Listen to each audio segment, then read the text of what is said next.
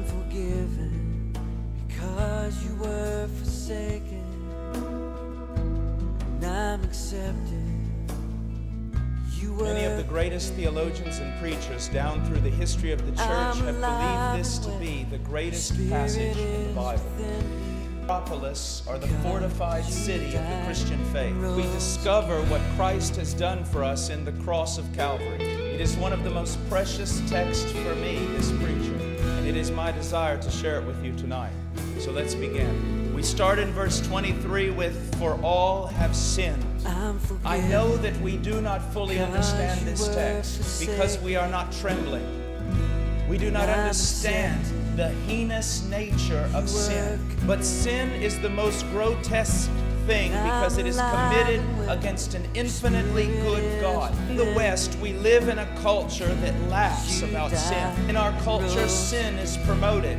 It is the center of a great deal of entertainment in our culture. It is the source of jokes and laughter and all sorts of other things. It simply demonstrates how dark the heart of fallen man truly is. Let me give you something of an idea of how horrible our sin is. Adam and Eve sinned only one time, and it cast the entire universe into condemnation. You and I have sinned more times than we could possibly count. So then how could we present ourselves before God? Just imagine the glory and the majesty of God on the day of creation. Commanded the stars to put themselves in different places in space, and they all obeyed him. He marked out the route for every one of the planets to move, and they all bowed down and obeyed him. Mountains to be lifted up and the valleys to be cast down, and they all obeyed him. He told the great sea, "You will come here and go no further," and the sea worshipped and obeyed him. But then he tells you to come, and you say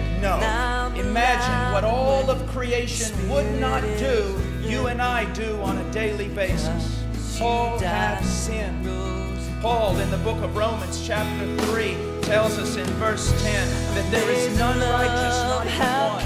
To be righteous is to be conformed to the nature and the law of God. Every man is born with a perverted nature, and he is inclined to disobedience. The Bible says in verse 12, there is none who does good.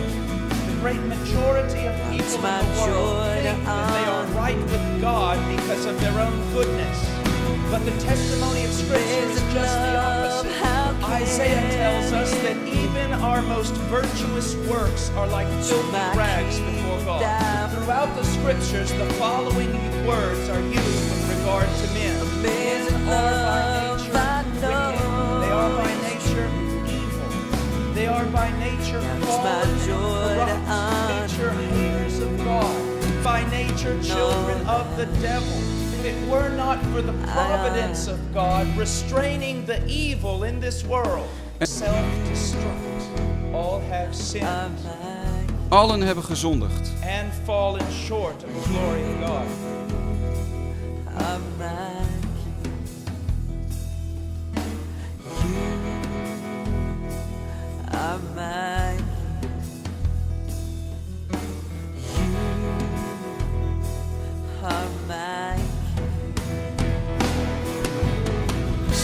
Amazing love, how can it be that you, my King, would die for me? Amazing love, I know is true. It's my joy to honor you. Yeah. Amazing love, how can it be that you, my King, would die for me? Amazing love, I know is true. Now it's my joy to honor you in all life. I honor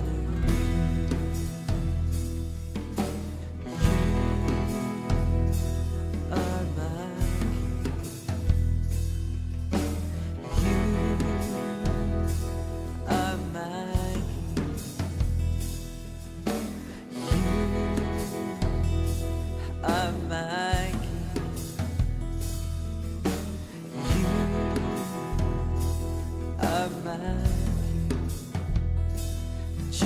Jesus, you are my King.